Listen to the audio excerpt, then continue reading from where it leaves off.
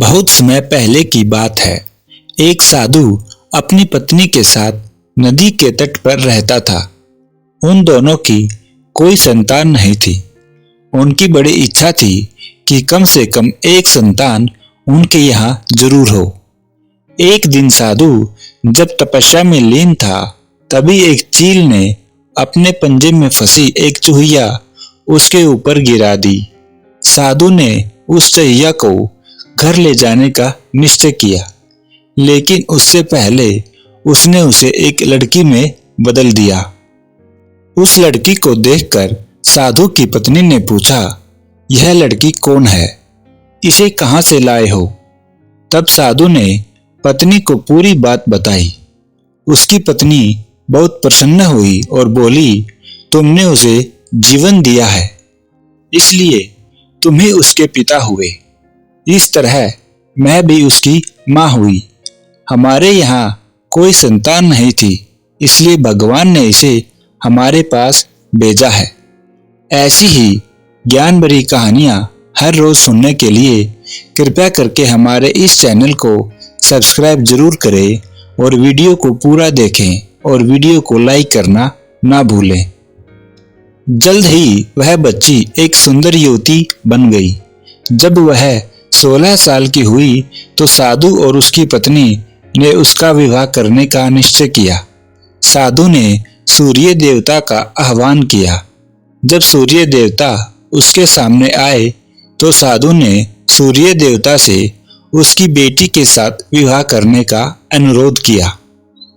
हालांकि लड़की को यह विचार अच्छा नहीं लगा और उसने कह दिया, क्षमा कीजिए, लेकिन मैं सूर्य देवता से विवाह नहीं कर सकती क्योंकि वह बहुत गर्म है।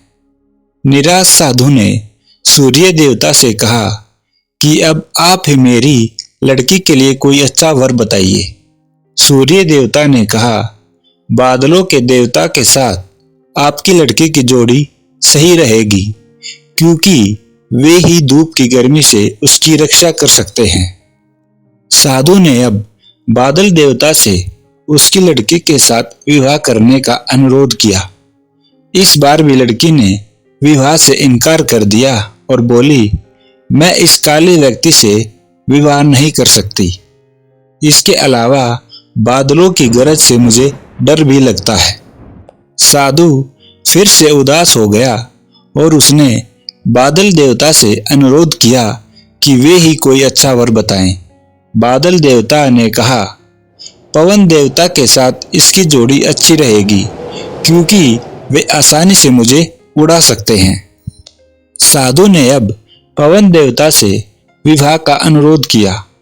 इस बार भी लड़की ने विवाह से इनकार कर दिया और बोली, मैं ऐसे अस्थिर व्यक्ति से विवाह नहीं कर सकती जो हर समय यहाँ वहां उड़ता रहता हो। साधु काफी परेशान हो गया। साधु ने पवन देवता से ही कोई अच्छा वर सुझाने को कहा। पवन देव ने जवाब दिया, पर्वतों के राजा बहुत मजबूत और स्थिर हैं। वे बहती हुई हवा को भी आसानी से रोक सकते हैं। उनसे आपकी लड़की की जोड़ी सही बैठेगी। साधु अब पर्वतराज के पास गया और उनसे उसकी लड़की के साथ विवाह करने का अनुरोध किया। हालांकि इस बार भी लड़की ने विवाह करने से इनकार कर दिया और कहा, मैं ऐसे किसी व्यक्ति से विवाह नहीं कर सकती जो इतना कठोर और ठंडा हो। लड़की ने साधु से किसी नर्म वर को खोजने को कहा। साधु ने पर्वतराज से सलाह मांगी। पर्वतराज ने जवाब दिया, किसी चूहे के साथ इसकी जोड़ी अच्छी रहेगी क्योंकि वह नर्म भी है और आसानी से किसी पर्वत में भी बिल बना सकता है। इस बार लड़की को वर पसंद आ गया। साधु काफी हैरान हुआ और बोला, भाग्य का खेल कितना निराला है।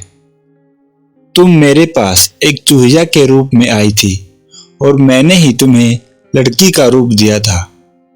चूहिया के रूप में जन्म लेने के कारण तुम्हारे भाग्य में चूहे से ही विवाह करना लिखा था और वही हुआ।